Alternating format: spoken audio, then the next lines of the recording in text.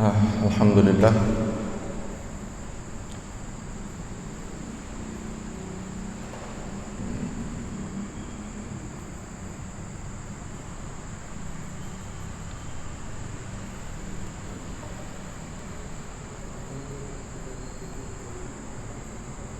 Baik, insyaallah pada kesempatan malam hari ini Bapak-bapak yang insyaallah dimuliakan oleh Allah Subhanahu wa taala, kita akan membahas fikih muamalah. Ya, kita akan mencoba bahas fikih muamalah.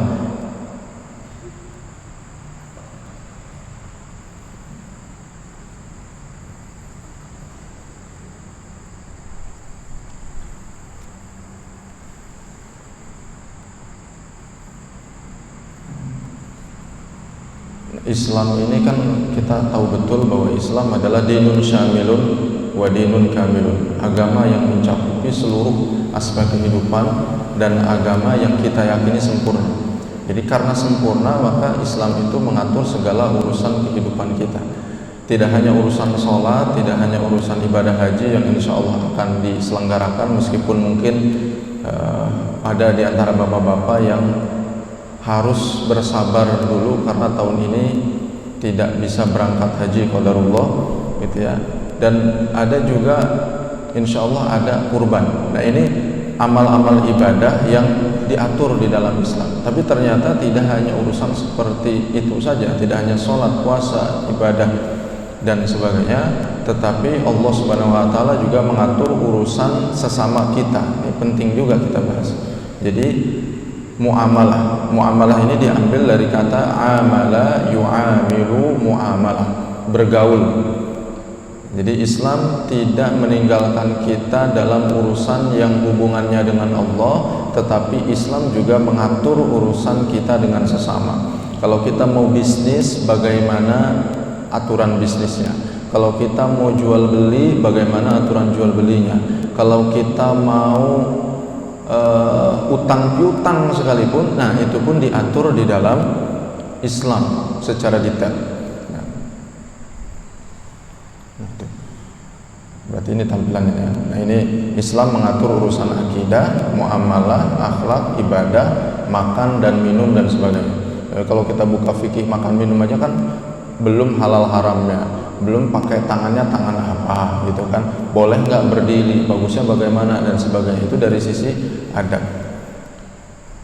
Nah, kalau di muamalah itu tentu sebenarnya luas sekali, dan insya Allah saya yakin bapak-bapak sudah mendapatkan materi-materi fikih muamalah dari para asatidz ya, bicara hukum apa, misalnya bisnis ada mudharabah gitu ya, bagi hasil. Nah, itu sering kita dengar tuh istilah, ada mudharabah, ada jual beli, ada utang piutang, ada gadai menggadaikan, ada pinjam meminjam gitu ya. Apalagi gadai menggadaikan, utang piutang tuh muamalah yang sering kita lakukan. Dan bahkan mungkin ada sebagian orang yang ternyata muamalahnya tidak sesuai dengan tuntunan Rasulullah SAW, sehingga menganggap kalau barang itu sudah digadai seolah-olah milik dia, sehingga dia pakai semaunya, dia gunakan sampai manfaat barang tersebut hilang, lalu barang itu kembali diambil oleh pemiliknya. Nah, ini kan ngeri. Jadi takutnya jatuh pada riba. Jadi ada si fulan menggadaikan barangnya, kita terima gadaiannya, kita kasih pinjaman utang 2 juta, lalu setelah itu kendaraannya atau tanah yang digadaikannya kita gunakan, Pak. Nah, setelah 3 tahun utangnya dibayar, tanahnya kita balikin lagi, kendaraannya kita balikin lagi, tapi kita mendapatkan 2. Pertama, kita mendapatkan pembayaran utang, kedua kita mendapatkan manfaat dari gadaian tersebut. Bolehkah di dalam Islam? Kan kira-kira begitu. Nah, ini dalam beberapa hal bisa jatuh pada riba. Kullu qardin jarra naf'an fahuwa riba. Setiap pinjaman yang mendatangkan manfaat maka ia adalah riba. Nah, itu sekelumit lah, misalnya dalam urusan yang sering kita lakukan dan ternyata kita lupa, bisa jatuh pada urusan yang diharamkan oleh Allah Subhanahu wa taala. Tapi insya Allah kita tidak bahas gadai dulu pada malam hari ini, kita akan bahas utang piutang. Kenapa kita bahas utang piutang? Karena utang piutang itu ayatnya paling panjang di dalam Al-Quran. Jadi cek Pak ya, nanti lihat dari surat Al-Fatihah itu surat pertama sampai surah An-Nas, cari ayat yang paling panjang. Jadi bukan surat yang paling panjang, ayat yang paling panjang. Itu satu ayat satu kaca itu Pak. Itu bicara tentang utang piutang. Kenapa panjang? Kenapa panjang? Karena bisa jadi memang ya kita sering bermuamalah dengan urusan utang piutang, tetapi bahkan ada sebagian orang mengabaikan muamalah ini, padahal utang piutang ini berbahaya juga untuk urusan akhirat kita. Nah ini misalnya kita tidak bacakan ayatnya untuk mempersingkat waktu ya Bapak-bapak, tapi kesimpulannya saja dari ayat 282 dan 283 di surah Al-Baqarah, kira-kira catatan kecilnya seperti ini. Ya, kalau kita punya utang itu harus dicatat, mau kecil ataupun besar utangnya. Kita kalau ngutang ke warung kadang-kadang ya karena warung kecil seolah-olah kita nggak mesti harus kita catat. Padahal bisa jadi itu juga menjadi bahaya buat kita nanti di akhirat. Yang namanya utang kalau belum diikhlaskan menjadi sedekah, kalau belum diikhlaskan menjadi hadiah, maka tetap dia menjadi utang.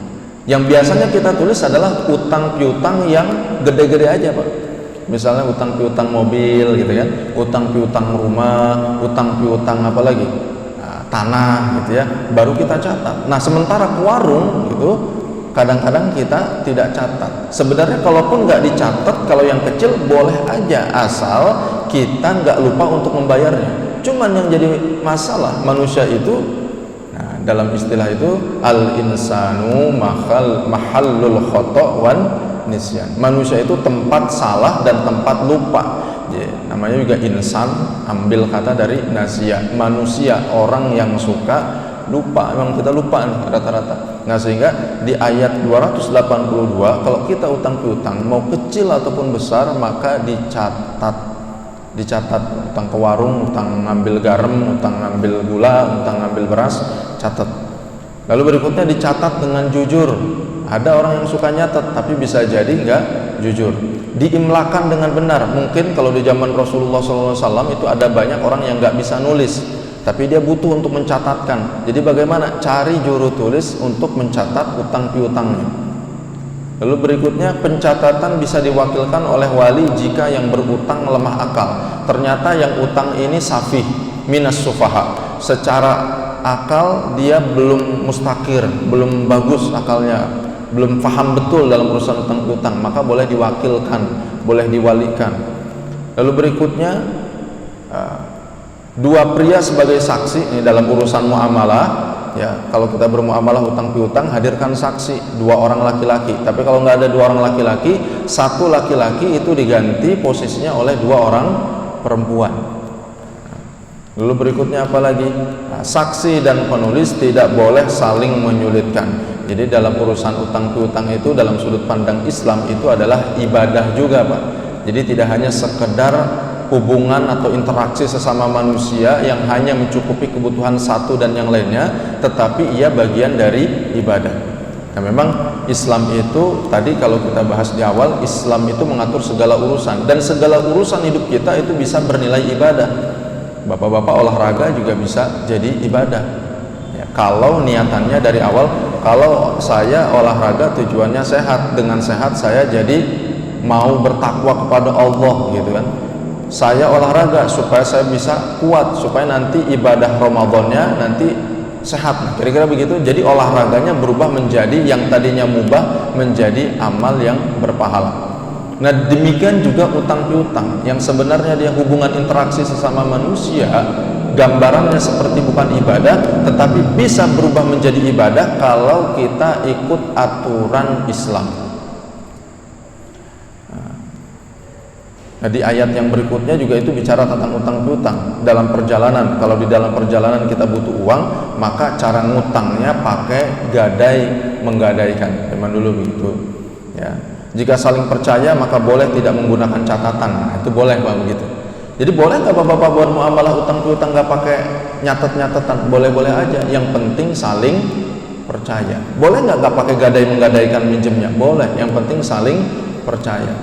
Nah, misalnya contohnya saya aja gitu ya, rumah itu ada orang nawarin Ustaz beli rumah saya bilang nggak punya duitnya nih kalau cash. Ya udah dah, cicil aja. Nah itu cicil kita nggak pakai menggadaikan, nggak pakai DP, nggak pakai macam-macam.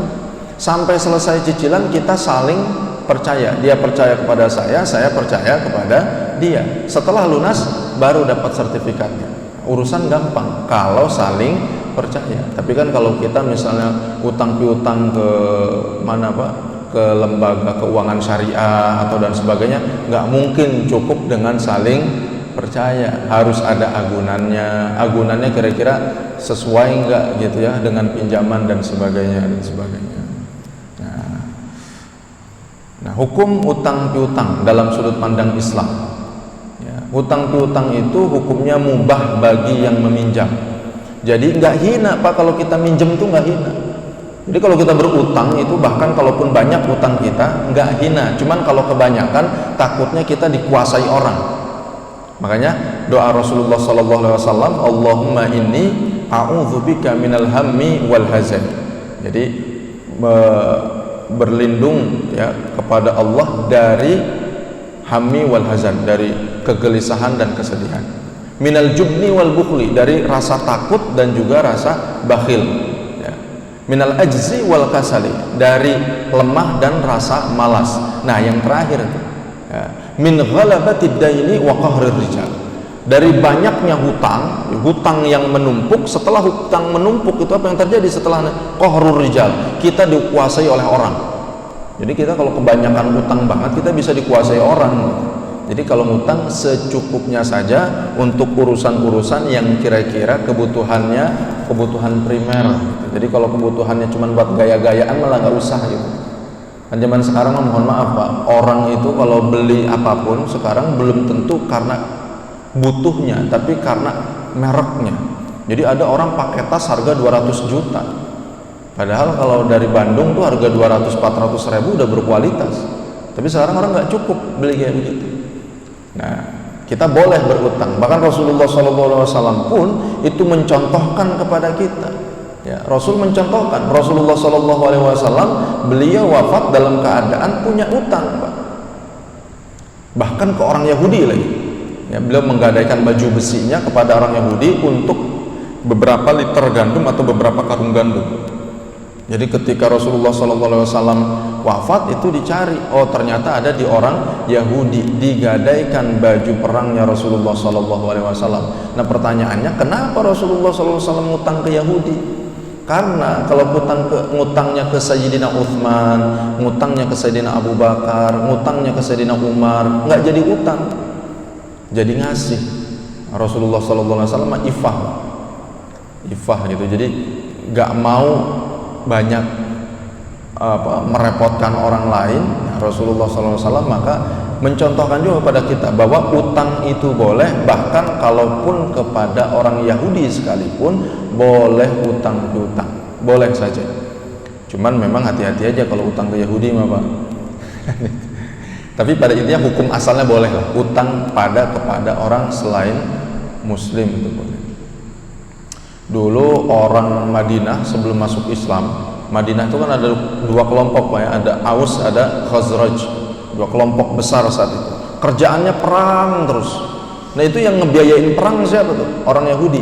Jadi orang Aus pinjem ke orang Yahudi, orang Khazraj pinjem uang ke Yahudi.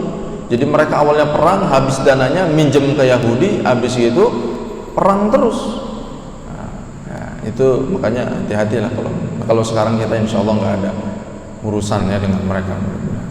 Nah jadi mubah bagi yang meminjam, sunnah bagi yang meminjamkan. Nah ini dia, enak nih bapak-bapak yang punya uang banyak, yang punya kelebihan rezeki, terus ada orang datang, Pak ini saya kesulitan uang nih, saya butuh buat makan, saya butuh untuk biaya sekolah anak, ada uang nggak?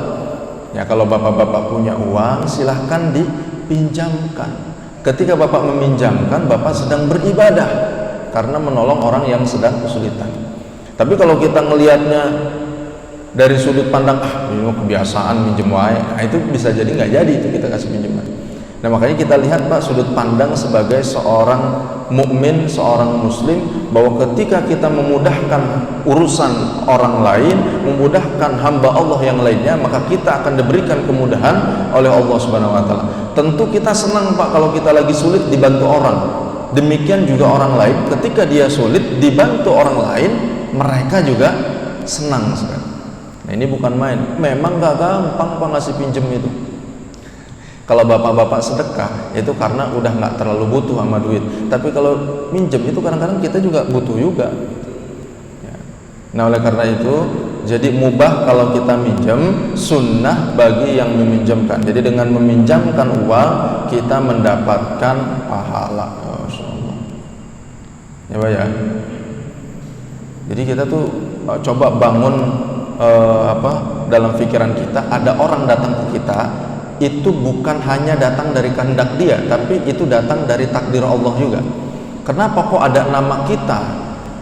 Kenapa terlintas dalam pikiran dia mau minta tolongnya ke kita? Itu jangan-jangan kan? Ya, bukan jangan-jangan, itu lintasan datang dari Allah Subhanahu wa taala juga. Berarti itu ujian juga buat kita tuh. Berani atau enggak tuh kita untuk memberikan pertolongan pada saudara kita? Memang kalau kita lagi banyak duit terus kita nolong orang itu mah biasa.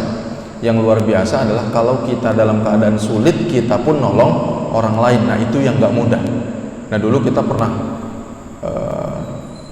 mendengar banyak kisah lah ya, dimana ada para sahabat itu bahkan ithar itu apa? Mengutamakan kepentingan orang lain itu lebih besar dibandingkan untuk dirinya sendiri. Dulu Rasulullah SAW didatangi oleh seorang yang datang dari jauh, orang Arab gitu, datang dari jauh, datang ke Rasulullah, ya Rasul, saya ingin menjadi tamumu, kata orang Arab.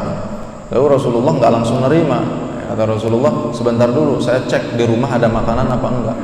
Akhirnya Rasulullah SAW itu nyuruh Sayyidina Anas bin Malik untuk bertanya kepada istri-istri Rasul, ada makanan atau enggak. Ternyata dari ujung ke ujung nggak ada makanan. Maka Rasulullah SAW itu mulai menawarkan kepada para sahabat, kira-kira ada nggak di antara kalian yang mau menjamu tamuku ini, kata Rasulullah. Ada sahabat memang fastabiqul khairat Pak, bahkan saking fastabiqul khairatnya mereka nggak mikirin di rumah ada makanan apa enggak, dia angkat tangan saja begitu, langsung angkat tangan, saya ya Rasul. Akhirnya dia dapat tender dari Rasulullah SAW. Oke, kamu dapat tender dari saya untuk menjamu tamu saya. Akhirnya diterima tuh tamu Rasulullah tadi itu. Pas dia jalan ke rumahnya, dia mikir, di rumah saya ada makanan apa enggak ya? Nah itu baru kepikiran. Kalau Rasulullah kan tadi nanya dulu baru terima atau enggak gitu. Kalau ini sahabat saking fastabiqul khairatnya enggak nanya dulu. Akhirnya di perjalanan sampai ke rumah, tamunya dibiarkan di luar dulu, dia masuk ke dalam, dia tanya istrinya, ada makanan enggak? Enggak ada makanan wahai suamiku, kecuali untuk anak kita saja cukupnya. Ya udah sekarang anak kita suruh tidur, ya kalau bahasa Sunda mah parende gitu Pak ya. Ya silakan suruh dia tidur. Nah setelah tidur, ya, nanti kamu sediakan makanan. Nah, ketika makanan sudah disiapkan, matikan lampunya. Zaman dulu mungkin belum ada lampu ya, kira-kira obor lah gitu ya.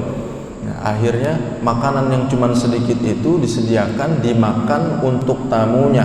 Anaknya di malam itu nggak makan, suaminya di malam itu juga nggak makan, istrinya juga di malam itu nggak makan.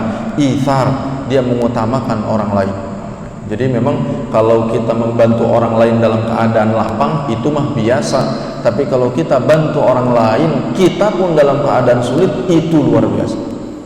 Nah, itu yang dicontohkan oleh para sahabat Rasulullah SAW.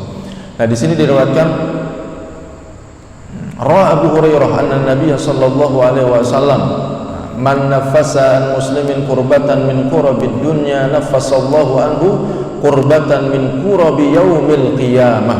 Kalau ada orang ya memberikan kemudahan orang muslim pada kesulitan dunianya, jadi kesulitan dunia mah nggak ada apa-apanya Pak dibandingkan kesulitan akhirat. Jadi kalau sekarang sesulit-sulitnya kita di dunia, nggak selamanya kita sulit. Coba kita hitung usia kita Pak, mungkin ada yang 60, ada yang 50, ada yang 40, ada yang 30. Coba hitung, kalkulasi, lebih banyak sulitnya atau lebih banyak enaknya?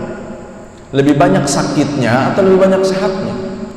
Lebih banyak enaknya sebenarnya dibandingkan kesulitannya. Tapi mohon maaf, kadang-kadang yang kita hitung sulitnya. Ya, Allah banyak kasih kita, tapi yang kita hitung adalah apa yang diambil oleh Allah. Nah, jadi di sini tantangan buat kita nih. Man nafasa'an muslimin, siapapun orang yang memberikan kemudahan bagi orang muslim untuk urusan kesulitan di dunianya, nafasallahu anhu kurbatan min kurabi yaumil qiyamah. Maka nanti di hari kiamat dia akan diberikan oleh Allah Subhanahu wa taala kemudahan. Dan tidak ada kemudahan yang kita minta dan lebih kita inginkan kecuali kemudahan di akhirat. Tentu kita kalau doa mah pengen dua-duanya, Pak ya. Makanya doanya tuh sapu jagat mulu. Rabbana atina fid dunya hasanah wa fil akhirati hasanah wa qina adzabannar. Itu yang kita pinta. Jadi insyaallah itu yang kemudahan akhirat itu yang sangat kita harapkan nanti di hari kiamat. Makanya kalau ada orang yang minta utangan dan nanti mudah-mudahan kalau kita diberikan kemudahan untuk bantu saja. Jangan nunggu kaya dulu gitu. Jangan nunggu punya banyak dulu baru bisa bantu orang. Wa anfiqu mimma razaqnakum min qabli an ya'tiya ahadakumul maut. Nah, itu di surah Al-Munafiqun ya. Dan berinfaklah dari apa yang kami rezekikan sebelum kematian itu tiba. Jadi seolah-olah Allah Subhanahu wa taala itu nyuruh kita buru-buru infakin. Buru-buru infakkan apa yang kamu miliki sebelum datang kematian, karena kematian kamu nggak pernah tahu kapan datang. Ya, kadang-kadang mungkin kita punya rencana dengan saudara kita mau berangkat minggu depan jalan-jalan, semuanya udah siap, ternyata 2 hari berikutnya meninggal. Ya, mungkin Ramadan ada yang udah punya rencana, ya Lebaran mau kemana, ternyata takbirannya innalillahi gitu. Jadi nggak pernah ada yang tahu di antara kita. Maka di Al-Quran disebutkan wa anfiqu mimma razaqnakum min qabli ayyatiya ahadakumul maut. Maka infakkanlah apa yang kami rezekikan kepada kalian sebelum datang kematian. Sebelum datang kematian, ma razaqnakum itu nggak cuma urusan uang nih, Pak. Marozaknakum, apa yang kami rezekikan. Jadi bapak-bapak, kalau yang punya ilmu dengan ilmunya, kalau yang punya harta dengan hartanya, yang punya kekuasaan dengan kekuasaannya, yang punya jabatan dengan jabatannya. Jangan sampai dulu waktu berkuasa dia diem-diem aja, pas udah berkuasa, udah nggak berkuasa dia nyesel. Kenapa dulu saya nggak bantu agama Allah Subhanahu wa taala? Dulu waktu punya jabatan, tanda tangan dia sangat berharga. Setelah pensiun, kenapa dulu ya waktu saya tanda tangannya berharga saya tidak gunakan untuk menolong agama Allah? Nah, kira-kira begitu. Nah, demikian juga infak dalam artian uang sekalipun. Ya, kita punya banyak uang hari ini, maka infakkanlah di jalan Allah Subhanahu wa taala min qabli ayyatiya ahadakumul maut. Fayaqula rabbi laula akhartani ila ajalin qarib fa asaddaqa wa akum minas solihin. Karena penyesalan orang kalau dikubur itu salah satunya itu tadi, ya Allah, andaikan engkau tangguhkan umurku, aku belum dicabut nyawa ya Allah, aku kembali ke dunia, yang diminta apa? Bukan bikin kerajaan bisnisnya, bukan niatan punya rumah mewah, bukan ingin punya kendaraan mewah, bukan, tapi ingin fa'asaddaqa wa akum minas solihin, ingin menjadi ahli sedekah, pengen jadi ahli sedekah, wa akum minas solihin, dan ingin jadi orang soleh. Jadi sekarang kalau kita sama Allah diberikan kekuasaan aja supaya bisa dengar penyesalan orang yang ada di dalam kubur, teriak-teriak Pak semua, pengen balik lagi ke dunia. Tapi insya Allah bapak-bapak kita pun akan nyesel. Jadi orang yang hari ini beramal soleh seperti bapak-bapak nih, beramal soleh, udah rajin sedekah, udah rajin ke masjid, udah rajin berwakaf dan sebagainya, pas meninggal nyesel nggak? Nyesel juga. Cuman nyeselnya namanya ghibtah. Jadi dalam bahasa Arab ada 2 istilah, ada ghibtah, ada nadamah. Kalau ghibtah itu nyesel, kenapa nggak banyak? Gitu. Kemarin udah dia lakukan, sedekah udah juga, ke masjid udah juga, baca Al-Quran udah juga waktu di dunia. Tapi ketika meninggal tetap nyesel. Kenapa ya baca Al-Qurannya kurang banyak? Gitu ya. Kenapa ya puasa sunnahnya kurang banyak? Kenapa ya saya jihadnya nggak lebih serius? Gitu. Tapi itu mah alhamdulillah Pak. Ghibtah kayak begitu. Ada lagi yang nadamah. Kalau nadamah itu sama sekali enggak Ya, orang-orang kafir misalnya, pas dia meninggal, ya Allah kenapa dulu nggak jadi orang soleh? Karena kemarin nggak soleh. Ya. Kenapa saya nggak sedekah? Karena kemarin nggak sedekah. Nah, mudah-mudahan memotivasi kita ya, sebelum kita wafat punya rumah 5 gitu kan. Ya, jangan 5-5-nya dipakai lah, susah apa ya? Kan kita mau punya badan 1 doang. Nah 5, nah 1 diwakafin lah jadi pesantren atau jadi rumah tahfiz atau jual, bangun, tempelin di masjid gitu. Saya ngomong gampang karena nggak punya rumah 5 gitu ya. Tapi nggak tahu yang punya rumah 5, 7, 8 gitu ya. Itu ujian ya. Wa man yassara 'ala musirin yassarallahu 'alaihi fid dunya wal akhirah. Nah, ini kurang lebih maknanya sama. Kalau ada orang memberikan kemudahan bagi orang yang kesulitan di dunia, di akhirat Allah berikan kemudahan. Wallahu fi 'auni al-'abdi ma dama al-'abdu fi 'auni akhihi. Allah akan menolong seorang hamba selama hamba tersebut menolong hamba Allah yang lainnya. Jadi kalau kita nolong orang lain, Pak, mohon maaf, kita tidak sedang menolong dia, tapi kita menolong diri kita sendiri. Jadi kita jangan merasa itu masjid MRT nggak bakal jadi kalau nggak ada saya. misal itu pesantren tuh kiai nggak bakal bisa tuh bangun pesantren itu kalau saya nggak sokong dananya. Nah, jangan salah, kita nolong orang lain itu untuk nolong diri kita sendiri, Pak. Karena pertolongan kita, pertama bisa menjadi jalan kemudahan bagi kita, kedua bisa menjadi penolak bala untuk kita. Harusnya terjadi masalah gitu di kendaraan kita, terjadi kecelakaan, nggak jadi kecelakaannya, bisa jadi hasil dari sedekah kita gitu. Jadi kalau kita nolong orang lain, tidak sedang menolong orang lain, tapi sedang menolong diri kita sendiri. Nah, itu. Wa Ibnu Mas'udin anna Nabiy sallallahu alaihi wasallam qala ma min muslimin yaqrudu musliman qardan marrataini illa kana ka sadaqati marrah. Nah, diriwayatkan dari Sayyidina Ibnu Mas'ud bahwa Rasul pernah bersabda bahwa tidak ada seorang muslim memberikan pinjaman kepada muslim yang lain sebanyak 2 kali kecuali seperti sedekah 1 kali. Jadi kita ngasih pinjaman 2 kali, 1, 2. Kalau pinjaman kan berarti nanti pinjamannya balik lagi. Tapi kalau 2 kali ngasih pinjaman itu seperti kita sedang bersedekah. Wallahu a'lam bishawab. Riwayat Sayyidina Anas, ra'aitu lailatan usriya bi 'ala babil jannah maktuban as-sadaqatu bi asyri amsalihah. Jadi dulu Rasul waktu melakukan Isra, ya, melakukan perjalanan Isra, nah beliau melihat di pintu surga tertulis sedekah itu pahalanya dikali 10 kali. Wal qardu bi 18. Nah, sementara memberikan pinjaman itu dikalinya sebanyak 18. Jadi kalau utang dikali 10, kalau sedekah dikali 10, kalau memberikan utangan dikali 18. Nah, maka aku berkata kepada Jibril, ma balul qardu afdal minas shadaqah. Kenapa memberikan pinjaman itu kok lebih afdal dibandingkan memberikan sedekah? Nah, maka dijawab oleh malaikat Jibril, li'anna sa'ila yas'alu wa indahu. Karena orang yang meminta itu meminta sementara dia punya. Ya. Kalau ada orang minta terus kita kasih duit, gitu. Ada orang minta kita kasih duit. Nah, itu sebenarnya bisa jadi dia juga punya gitu uang, Pak. Ya. Wal mustaqrid. Nah, sementara orang yang minjem la yastaqrid illa min hajatin. Orang yang minjem itu tidak meminjam kecuali karena dia butuh. Saya datang ke bapak, itu datang saya minjem deh, itu minjem tuh karena butuh. Tapi kalau orang minta itu bisa jadi dia punya sebenarnya, tapi ya memang kebiasaan aja minta gitu. Nah, jadi makanya memberikan pinjaman dalam keadaan tertentu, ya tentu tidak semuanya, dalam keadaan tertentu lebih afdal dibandingkan bersedekah. Wallahu a'lam bishawab.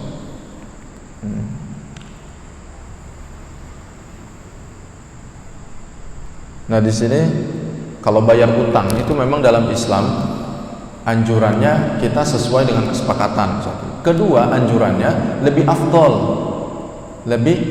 Misalnya saya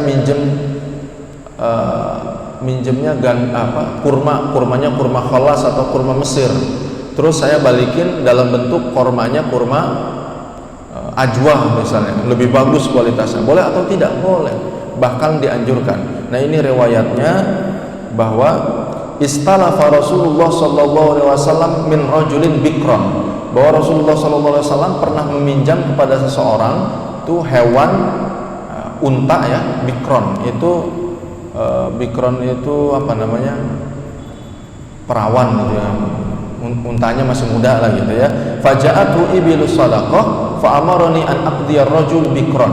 Kemudian Rasulullah sallallahu alaihi wasallam faqultu lam ajid fil ibili illa jamalan khiyaran rubaiyan. Nah, lalu Rasulullah sallallahu alaihi wasallam didatangi untuk membayar utang tersebut, dan Rasulullah sallallahu alaihi wasallam tadinya mau membayarnya pakai bikron, tapi nggak ada yang bikron Pak, nggak ada yang dalam sesuai dengan yang dipinjamkan oleh Rasulullah SAW. Nah, tetapi Rasulullah SAW memberikannya dengan unta yang lebih bagus lagi. Jadi minjemnya yang kurus, dibalikinnya yang lebih gemuk. Nah, ini lihat sabda Rasulnya, a'tihi iyahu fa inna khairukum ahsanukum qada'an. Nah, berikanlah unta tersebut karena sesungguhnya sebaik-baiknya kalian adalah orang yang membayar utang dengan yang lebih baik. Nah, mungkin ada sebagian orang mengambil dalil ini untuk melegalitaskan pinjam meminjam uang di bank. Oh, berarti boleh dong ya, kalau kita minjem 1 juta terus kita balikin ke banknya 1.200.000. Apalagi di sekitar kita Pak, di kampung-kampung Pak ya, itu masih ada bank-bank keliling Pak, cuman modal KTP doang. Jadi modal KTP aja itu dapat pinjaman 1 juta, lalu nanti balikinnya 1.200.000. Nah kalau makin lambatnya makin gede gitu. Nah ini tentu nggak masuk dalam bab ini. Nah, jadi bab ini kalau tidak ada kesepakatan, misalnya saya pinjam ke Bapak, saya pinjam ke Pak Agus pinjam dulu dah 1 juta nih buat bayaran anak, dikasih pinjam 1 juta. Saya merasa berterima kasih, sebulan kemudian saya datang, habis gitu saya datang, saya kasih 1 juta plus di situ tambahan 100.000. Apakah 100.000-nya ini riba? Tidak riba, karena tidak disepakati dari awal. Ini bentuk terima kasih saya. Nah, gitu. Tapi kalau disepakati dari awal, saya kasih pinjamnya 1 juta, nanti bulan depan balikin 1.100.000, maka riba. Nah, jadi jangan ada kesepakatan dari awal.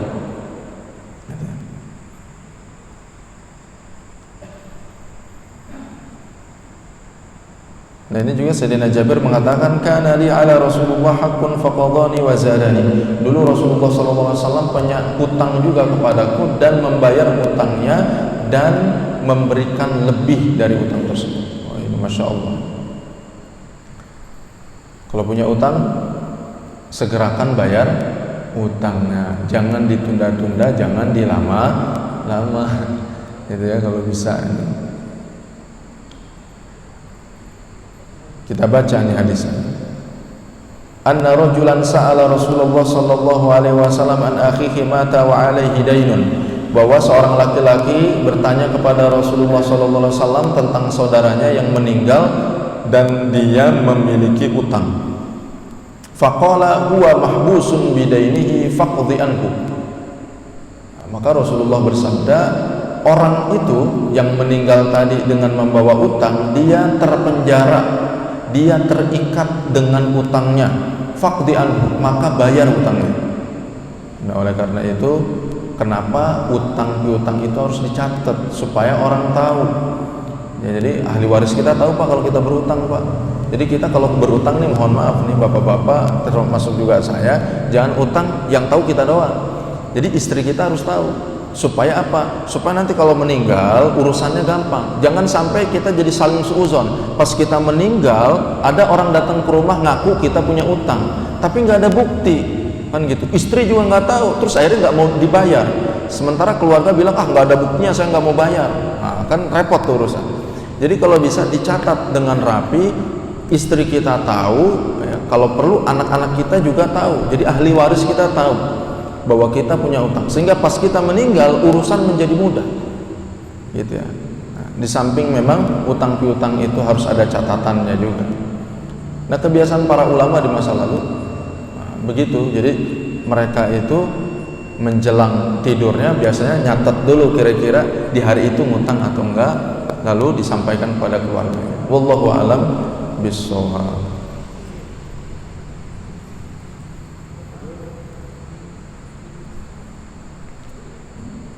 Dilanjut Isa ya.